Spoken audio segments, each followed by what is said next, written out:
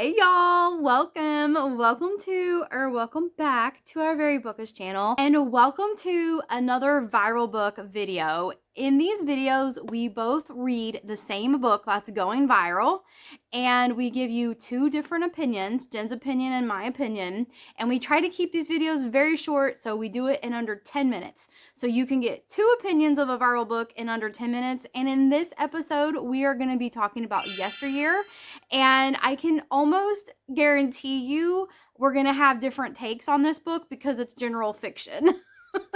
And since this book is general fiction, I have a feeling we're going to have different takes on this book. So let's just get into it, and here's Jen's opinion. Hey guys, Jen here, and I am giving my opinion on the extremely viral book right now.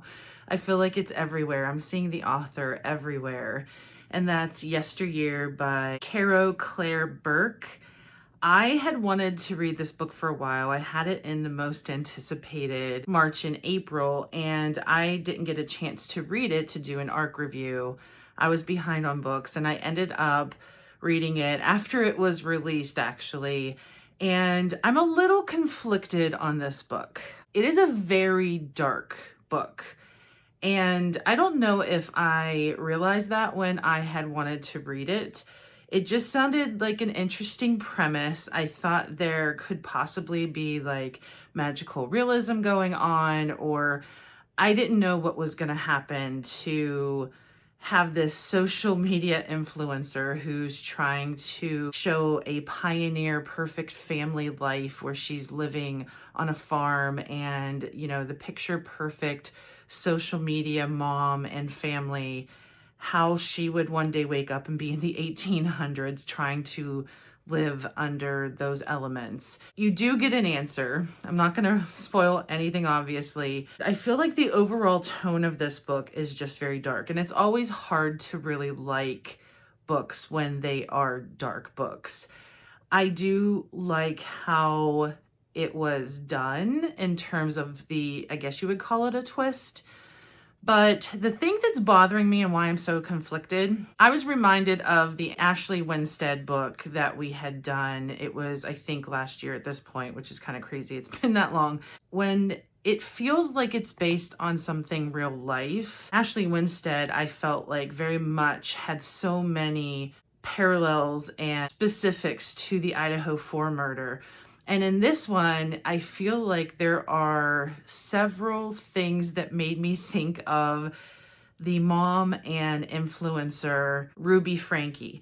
And I can't completely talk about it because there are parts of the ending or the last part of the book that are the reasons why I feel like that. And it always gives me, maybe it's me, it gives me the ick when authors take real life tragedies and fictionalize them for entertainment purposes, but also for their own, I hate to say it, but their own gain, because she's the one that's profiting off of this. That's why I was conflicted about it. If I hadn't known about that case and I didn't know the elements of it, because I actually read Sherry Franke's memoir, which is the daughter of Ruby Franke, and that's one of the reasons why I feel like it's similar. I probably would have had a much different experience with this book. I probably would have felt differently with this book, but because I know all of that, it has given me kind of the ick.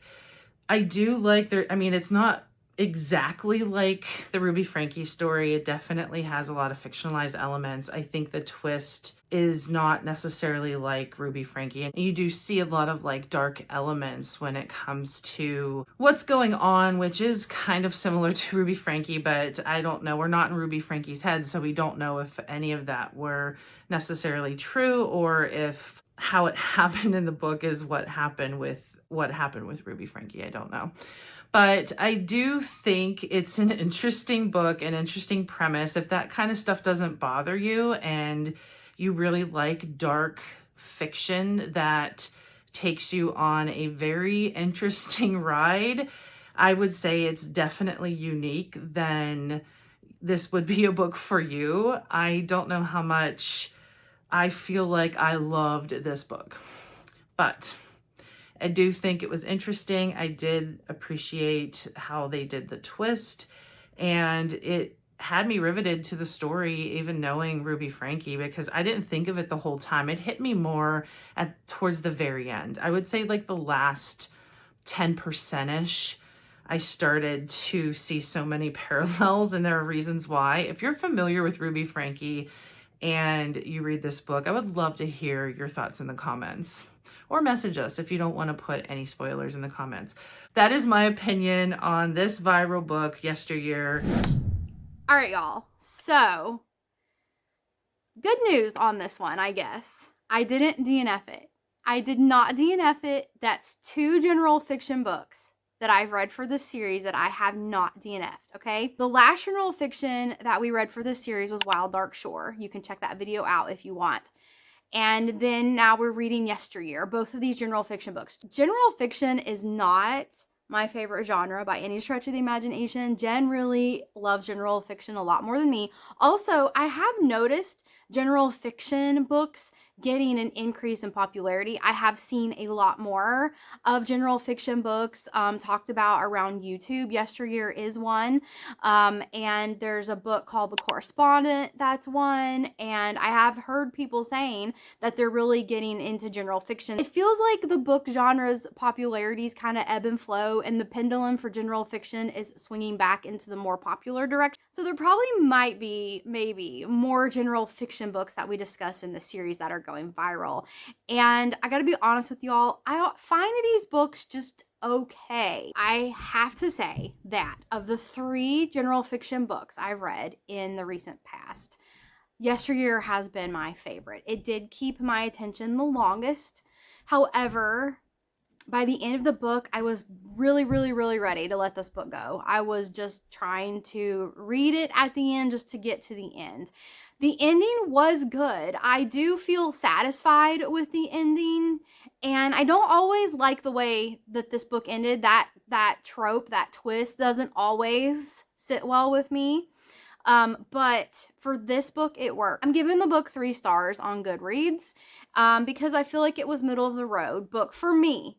I feel like if you're someone that likes general fiction, or you're someone that really like gets into book clubs and really diving deep into books for book clubs, this is a book that has a lot of topics that you can discuss. The main thing that I took away from this book, or the main point that I think the author might have been trying to convey, is that no matter what your lifestyle is, whether you're a trad wife, whether you're a boss bitch, nothing is perfect, and things aren't always how they're portrayed online. You can't judge your own life based on what you perceive someone else's life is on online information. So what I really like about this book is the current day timeline. You're getting, that reads kind of more of a domestic thriller, to be honest with you. You're getting a lot of tea about this woman, and she is living one life that she presents online and then one life that's actual real.